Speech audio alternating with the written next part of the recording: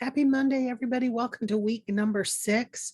We are in the third to the last week of English 110. So we are in a kind of work week between writing your introductions in Unit 5 and then turning in the full argument essay in Unit 7.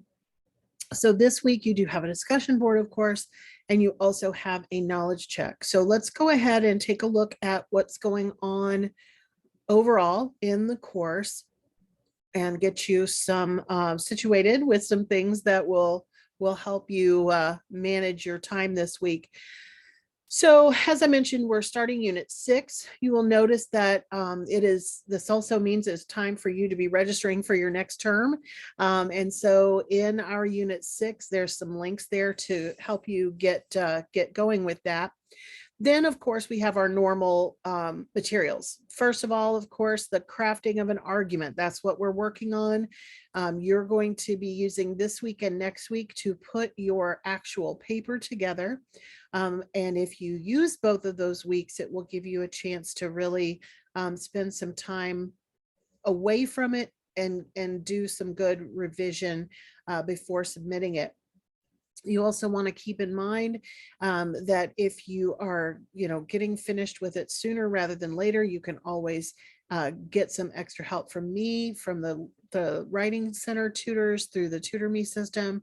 This is a good opportunity to get it done early and to get some extra help with making sure it is living up to everything that it needs to live up to.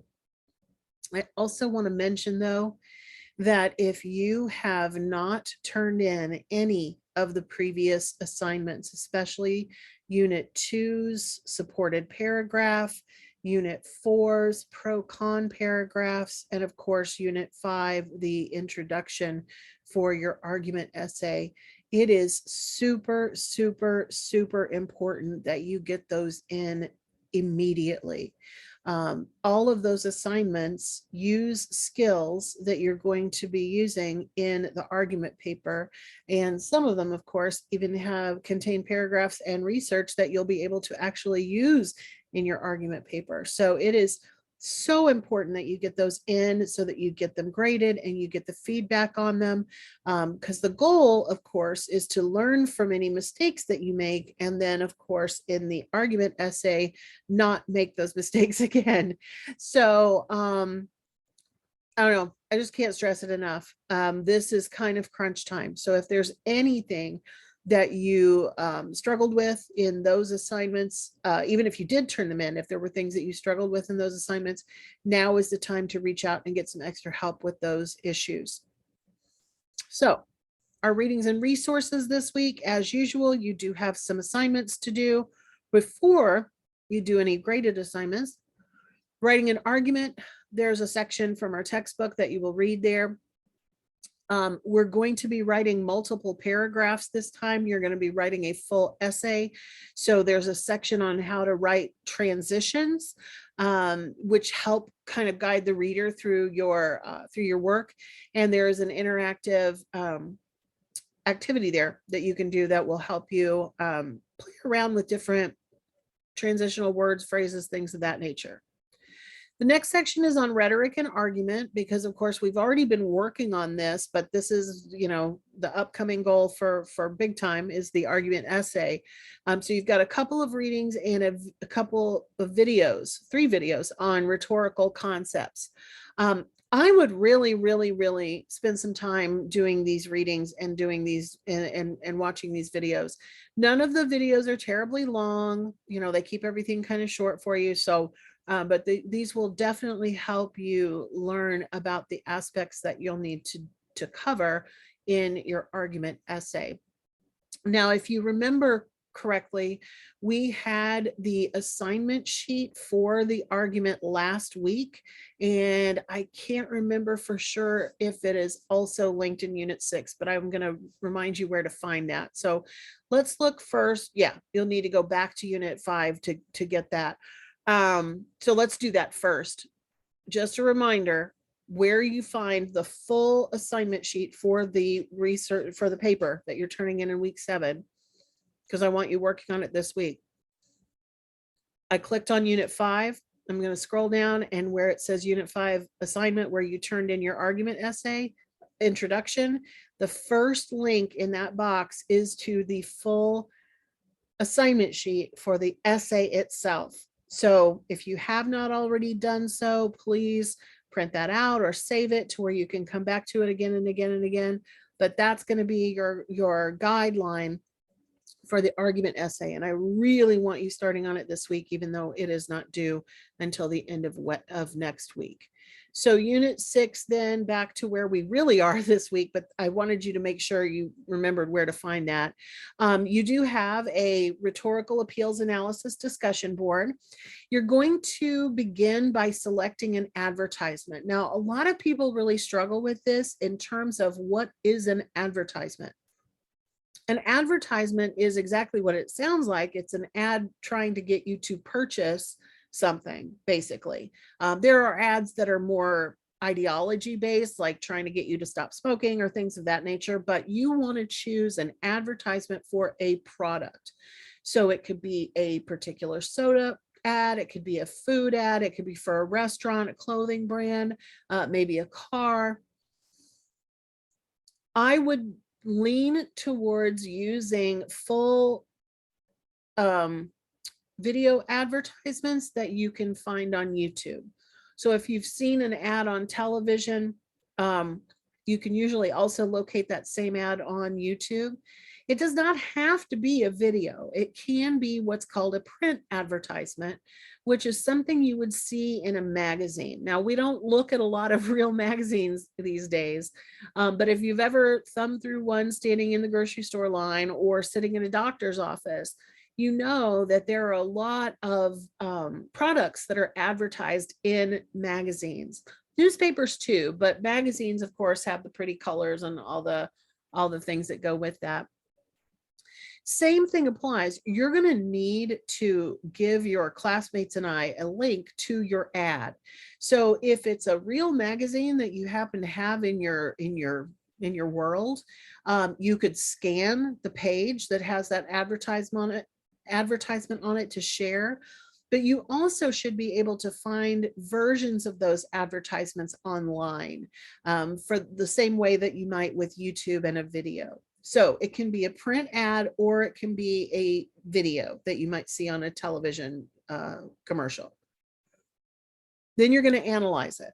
Write one paragraph considering the advertisement rhetorically by answering these questions. How does the advertisement logically sell the product to the consumer?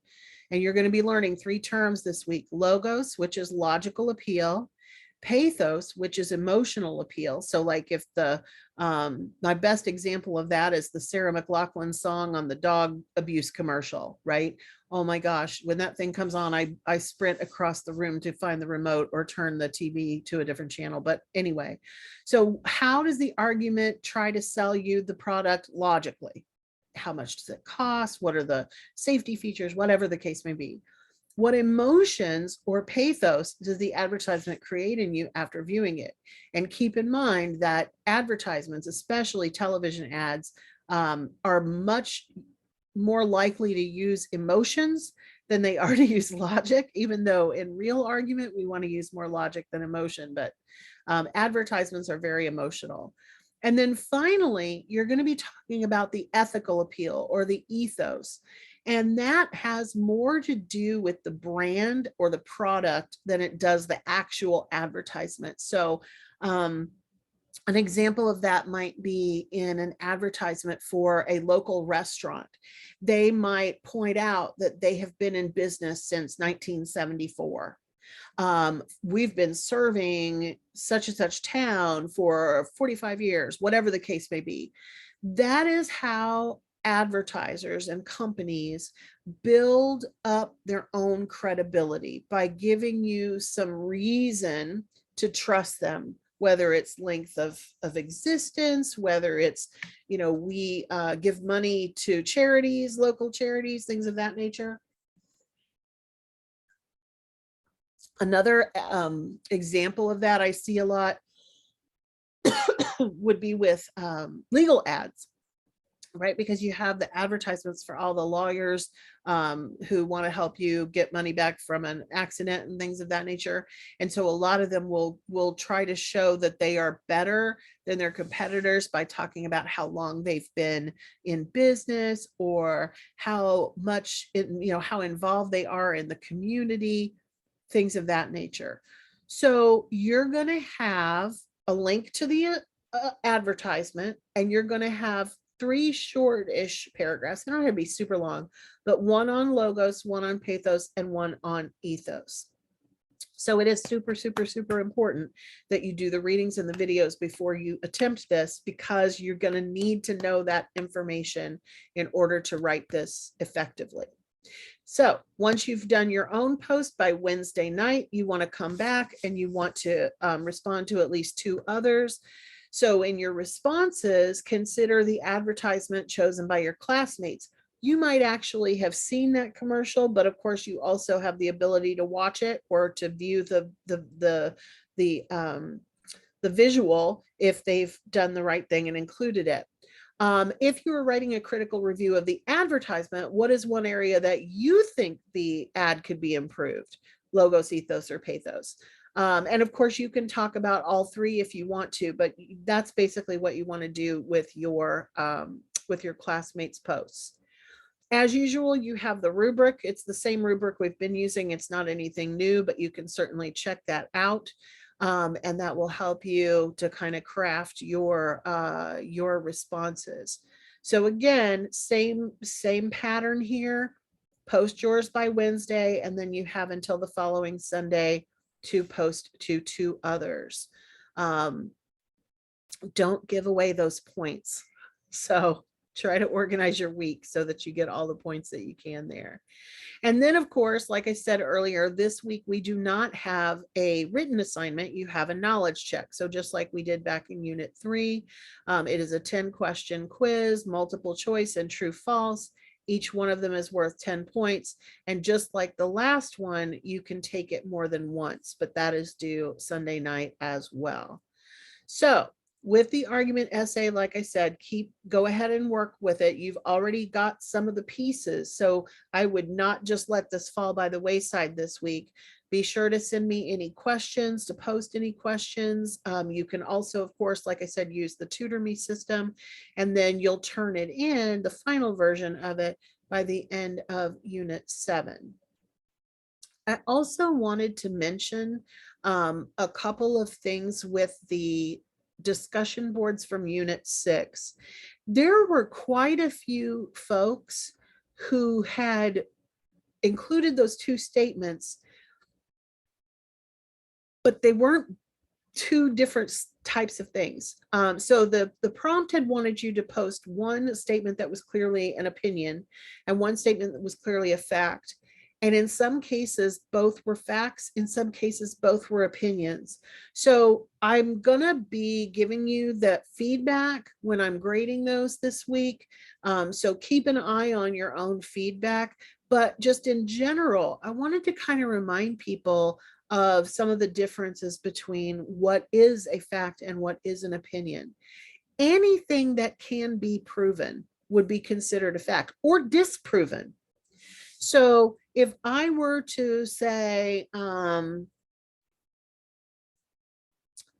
fall occurs in the northern hemisphere starting in September, that's a fact. If I were to say fall starts in the southern hemisphere in September, that would also be considered a fact. It would just be incorrect. It's still not an opinion. It's a fact. It is something that can either be proven or disproven. Opinion is truly based on preference and that sort of thing. But even opinions can be backed up with factual information. So again, I'll give you some specific feedback if that was something that you had kind of struggled with in your own, but I wanted you to be aware of that, especially as you were looking at what everybody had to say. Keep that in mind. A fact has to be either provable or disprovable, and an opinion can definitely be better or worse supported by the facts. If I were to say that, my favorite movie of all time is Willy Wonka and the Chocolate Factory, that's an opinion, but it is something that I can back up because I really do love that movie. If I were to say Willy Wonka and the Chocolate Factory is the best movie ever made, that's really an opinion. And I would have to, if I were going to try to prove that to you, I would have to give you more facts in order to make that clear. So I just wanted to kind of touch base with that because there was a little bit of confusion about facts and opinions on the last one. Final thought on that. When you are writing an argument essay, you are not only including facts, you are including opinions. Anything that you read that is written by a human being, whether it comes from the library or not, is opinion based. Only if we were having just pure statistics we would be using total facts. Again, is that person backing up their opinion with good information? That's where we come into credibility. But we are going to be using both facts and opinions as we write our argument essays. All right. I hope you guys have a great week. And as usual, feel free to reach out if you need anything. And I will be checking in with you later in the week. Everybody take care.